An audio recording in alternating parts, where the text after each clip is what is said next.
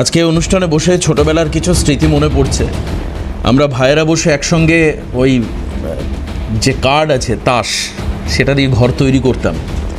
হালকা হাওয়ায় বা কখনো দেখা যেত যে জোরে যদি কিছু রাখতাম, তাসের ঘর ভেঙে গেলে খুব কষ্ট হতো।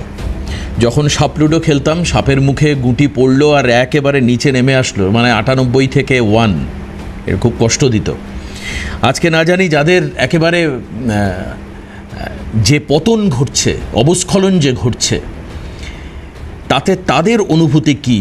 আজকে অনেকে বলছেন যে রাস্তাঘাটে বেরোলেই চোর চোর স্লোগান দেওয়া হচ্ছে। মনে পড়ছে 9-10-এর সেই ভাব সম্প্রসারণের কথা, যেখানে অন্যায় যে করে আর অন্যায় যে সহে তৃণ সমদোহে তারে। বারবার মনে পড়ছে এসব কথা। দেখুন, আমি স্মৃতি রোমন্থন করছি এই কারণের জন্য, কারণ আজও তো পশ্চিমবঙ্গের মানুষের কাছে গত 15 বছরের স্মৃতি একেবারে উজ্জ্বল।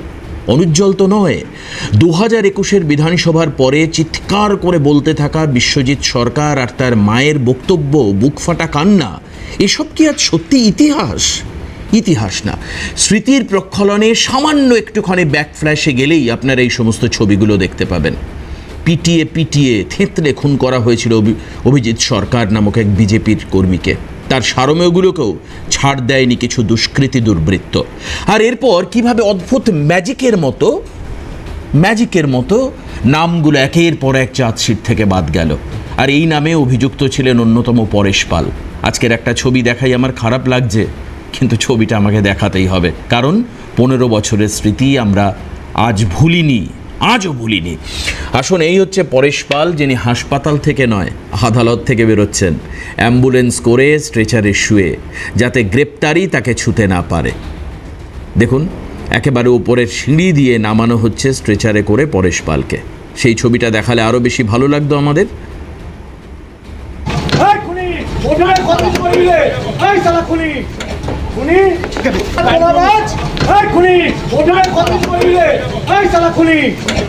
তোলাবাজ আর খুনি বলে বিশ্বজিৎ সরকার, অর্থাৎ সেই অভিজিৎ সরকারের দাদা, যারা প্রায় 5 বছর ধরে ন্যায্য বিচার পাওয়ার জন্য লড়াই করছেন, কিন্তু আইনের ফাঁক গলে বারবার করে পরেশ পাল, স্বপন সমাদ্দারেরা অধরা থেকে গেছেন।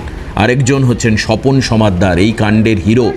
নতুন সরকার আসার পর অভিজিৎ সরকার মার্ডার কেসের ফাইল খোলার পরেই তৎপরতা তুঙ্গে। আমরা দেখাই আরেকজন কাউন্সিলর স্বপন সমাদ্দার, ওই মানিকতলা এলাকার। দেখুন, হাত জোর করে আজ ক্ষমা চাইছেন মানুষের কাছে। আর তারপরে নতুন মেনু ডিশের ডিম ওনার দিকেও তেড়ে এসছে, যেরকমভাবে এখন হচ্ছে বিভিন্ন জায়গায়। স্বপন সমাদ্দার, তাকে মানে আজকে গতকাল গ্রেপ্তার করা হয়েছে। দেখুন,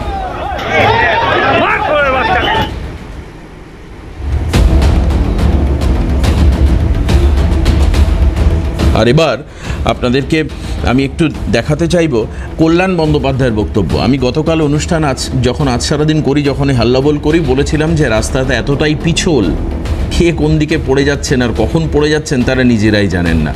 আজকে বেসুরো হচ্ছেন কল্যাণ, যে কল্যাণ গতকাল রাত পর্যন্ত, অর্থাৎ রাত 11টা এর পর পর্যন্ত তিনি মমতাপন্থী তৃণমূল ছিলেন, নির্ভরযোগ্য সাংসদ ছিলেন।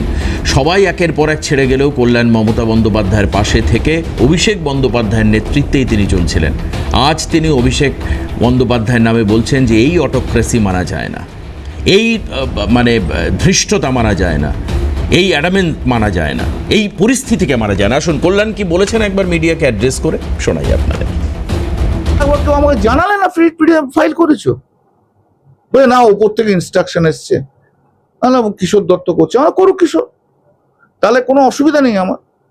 কিন্তু তোমরা আমাকে দেওয়ার মামলা করো, কারণ তোমাদের যখন ডিফারেন্ট ওপিনিয়ন, ডিফারেন্ট লোকের রয়েছে, তাহলে আমাকে করার দরকার নেই। আমাকে ডাস্টবিন হিসেবে ট্রিট করো না, আমাকে বলে দাও ঘন্টা খানেকের মধ্যে আমি করবো কি করবো না, কিছু জানাই। আর আমি 45 ইয়ার্স প্র্যাকটিস, একটা সিনিয়র লয়ারের সঙ্গে কিভাবে কথা বলতে হয়, কিভাবে তা শুনতে হয়, তা তো বললো সেটা কিছু জানে না। এত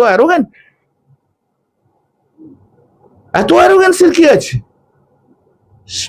শিক্ষা দেয় না, সময় থেকে শিক্ষা পেল না। আমি তো ক্যামাক স্ট্রিটের এমপ্লয়ি নই।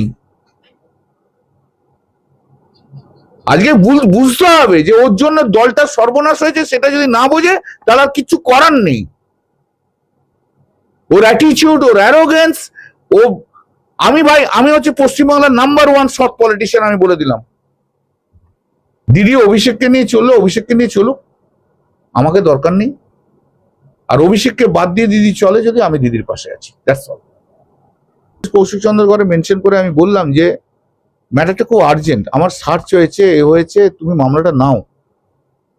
তখন জজ সাহেব বললো ঠিক আছে মিস্টার বন্দ্যোপাধ্যায়, আমি কালকে নেবো। আমি খুবই অসুবিধার মধ্যে রয়েছে, যে কোনো মুহূর্তে অ্যারেস্ট হয়ে যেতে পারে। অভিষেক বন্দ্যোপাধ্যায় এয়ার কন্ডিশন ঘরে থাকার ছেলে। অভিষেক বন্দ্যোপাধ্যায় তো আর জানে না কত পরিশ্রম করতে, কি করতে হয়। ও সবাইকে ধরে নিয়েছে, ওর ক্যামাক স্ট্রিটের এমপ্লয়ি। হবে না এসব, আমি পারবো না। আমি আজকে এই বিপদের দিনে দাঁড়িয়ে আমি দিদির পাশে আছি। তাকে পর্যন্ত কিভাবে রেসপেক্ট করতে হয় সে জানে না। সে যদি না জানে, আর তাকে জানতে হবে না। মমতা দিদিও বেছে নিক, কি করবে? অভিষেককে নিয়ে থাকবে, না আমার মতো যারা অভিষেকের প্রতি যারা ক্ষুব্ধ তাদের নিয়ে থাকবে। This is hard decision to take. দেখুন, 28 বছরের একটা রাজনৈতিক দল, একটা দুটো দিন নয়, 15 বছর এই রাজ্যের ক্ষমতার কেন্দ্রে থেকে লড়াই করে একটা দল। আজকে কি পরিস্থিতি জানেন? আজকে মানুষ নিজেকে তৃণমূল পন্থী বলতে ভয় পাচ্ছেন। আজকের বর্তমানে এই হচ্ছে পরিস্থিতি। তিনি যে কোনো সময় তৃণমূল করতেন সেই পরিচয় দিতে আজকে মানুষ কুণ্ঠিত, দ্বিধাগ্রস্ত, ভীত, লজ্জিত।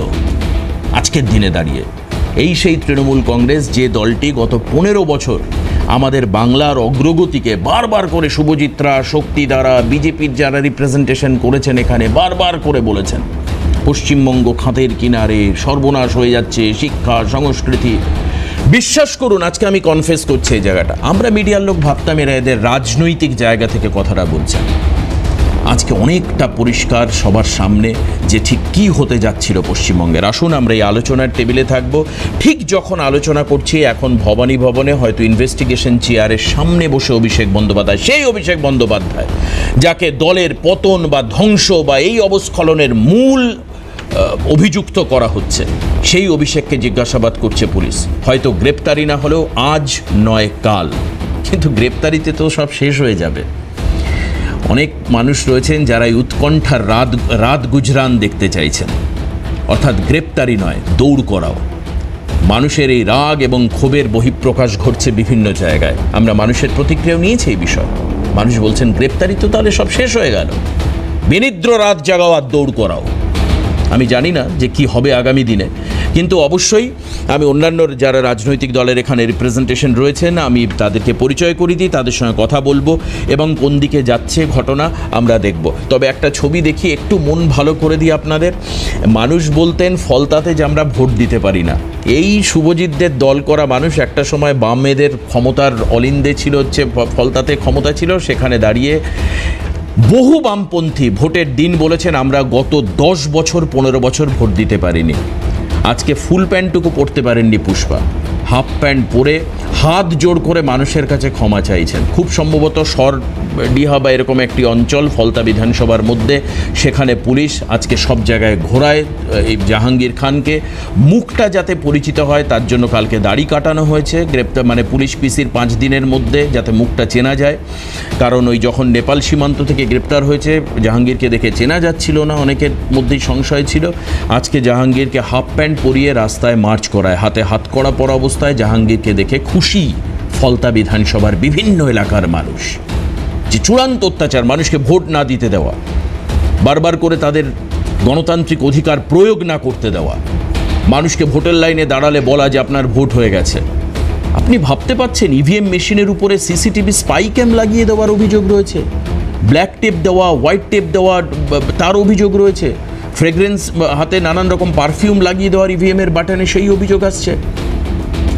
এই হচ্ছে সেই জাহাঙ্গীর। এই ছবিগুলো দেখলে ভালো লাগবে, যেখানে মানুষের কাছে হাত জোড়, আইনের পথে চলবে।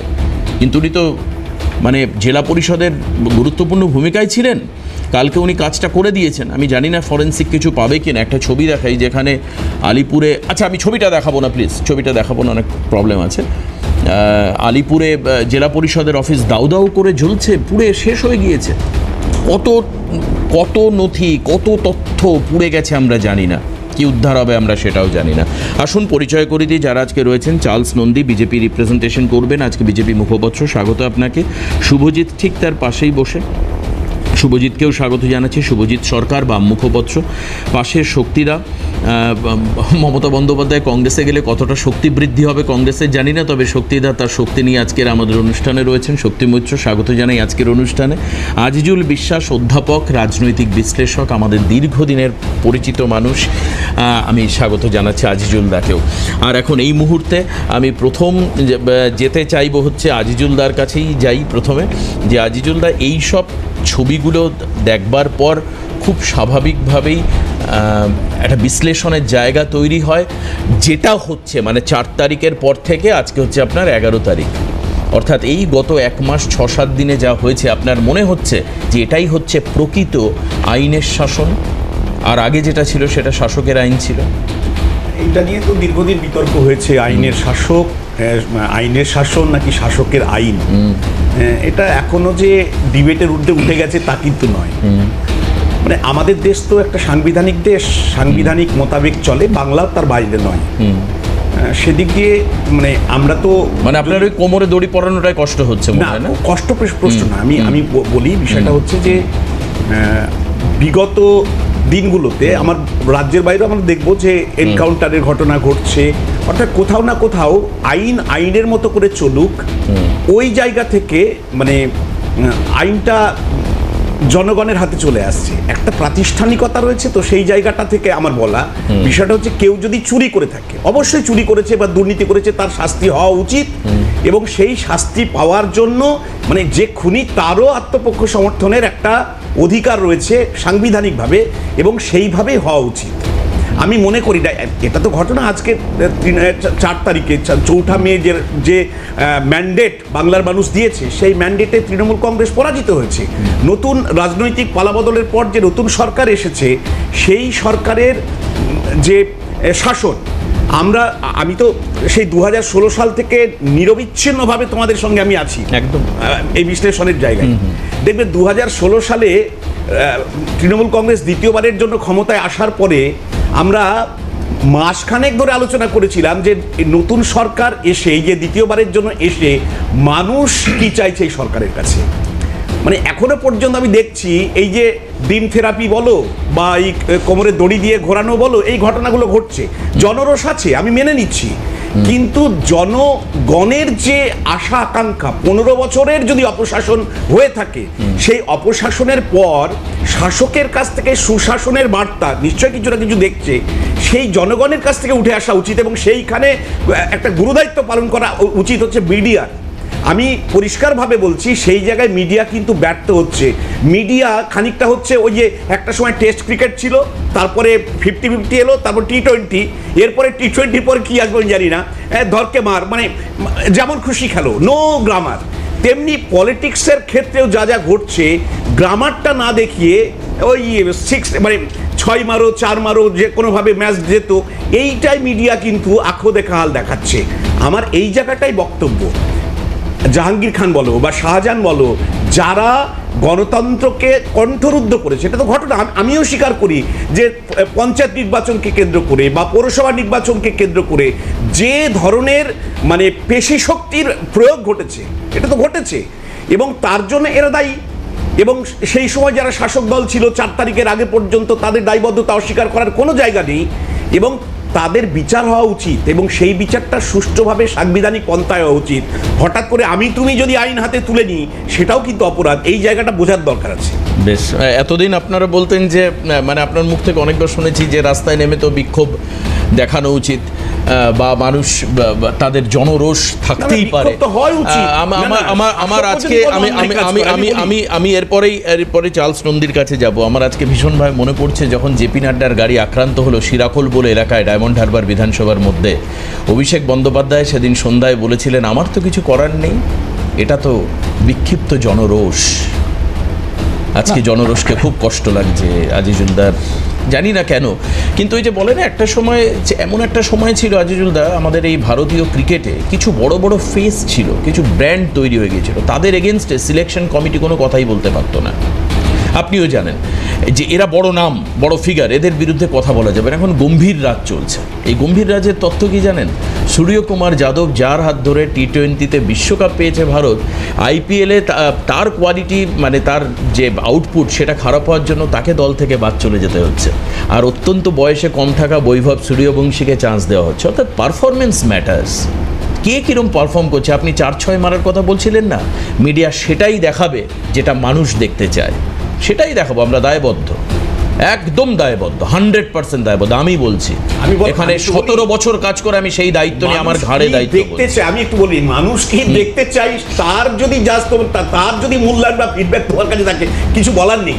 মানুষের কাছ থেকে আবার জেনে আসো না, মিডিয়ার কাছ থেকে মানুষ কি জানতে চাইছে, কি দেখতে চাইছে। মিডিয়ার কাছ থেকে মানুষ এটা চাইছে, একটা সার্ভে করে দেখো, আমরা তো মানুষের সঙ্গে আছি। বেশ, আমি চার্লস নন্দীর কাছে যাব। বর্তমানে যে ছবিগুলো আমরা মিডিয়াতে দেখছি, মানে এই প্রথম আমার 17 বছরের কেরিয়ারে বিধানসভার পরে আমাদের ড্রাই সেশন থাকে, কিন্তু এবার হচ্ছে সব থেকে কালারফুল সেশন চলছে। প্রত্যেক দিন অপরাধের বিরুদ্ধে পুলিশি আইনি পদক্ষেপ এবং জনরোষের ছবি, চোর চোর স্লোগান, ডিম থেরাপি চলছে। আমি ভালো কথা বলেছেন। আমি আমার জীবনে 3টে পরিবর্তন দেখেছি এই পশ্চিমবঙ্গে।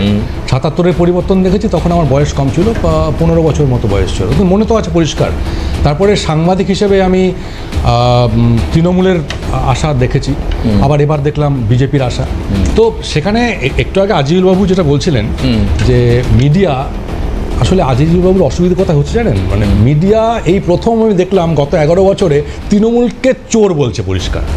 তৃণমূলের যে চুরি মিডিয়া সেটাকে রিফ্লেক্ট করছে, সেটা মিডিয়ার কাজ করছে, অসুবিধা কোথায় আছে? মিডিয়া এটাই কাজ করা উচিত। আমি নিজেও মিডিয়াতে ছিলাম, আমরাও চোরকে চোরই বলেছি, অসুবিধা কোথায় আছে? সেটা মিডিয়ার কাজ করছে। মানুষ জানতে চাইছে যে কারা চোর আর কারা চোর না, সেটা মানুষ জানুক। না, আজিজুল হয়তো চাইছেন যে এইভাবে ডিম ছোড়া বা চোর চোর স্লোগান দেওয়াটা উচিত না, সিট চুরি কথা বলছে না। এবার আমি আসল জায়গায়, 34 লক্ষ মানুষের ভোটাধিকার চুরি হয়ে গেল, সেটা মিডিয়া বলছে। আমি ওই জায়গাটা পড়তে বলুক না, সেটা বহুবার আমরা আন্ডার অ্যাডজুডিকেশন দেখিয়েছি, কাজের অধিকার চুরি হয়ে যাচ্ছে, কাজের অধিকার চুরি হয়েছে সংবিধানের এই সাংবিধানিক মিডিয়া রিফ্লেক্টস, মিডিয়া বলুক না, সব বলুক, কাছাকাছি করবেন না। Media reflects the mind of society. সমাজের যে মন সেটাকে মিডিয়া রিফ্লেক্ট করছে, এর বেশি কিছু বলার নেই আমার। এবার আমি আসল জায়গায় আসি। আপনাদের মূল যে আজকের বিষয় সেটা হচ্ছে যে অন্নদা মঙ্গল কাব্যে একটা কথা ছিল, মনে আছে? যে আমার সন্তান থাকুক দুধে ভাতে, আমার সন্তান যেন থাকে দুধে ভাতে, আমার সন্তান যেন থাকে দুধে ভাতে। আমার ভারতচন্দ্র রায় গুণা করেন, এই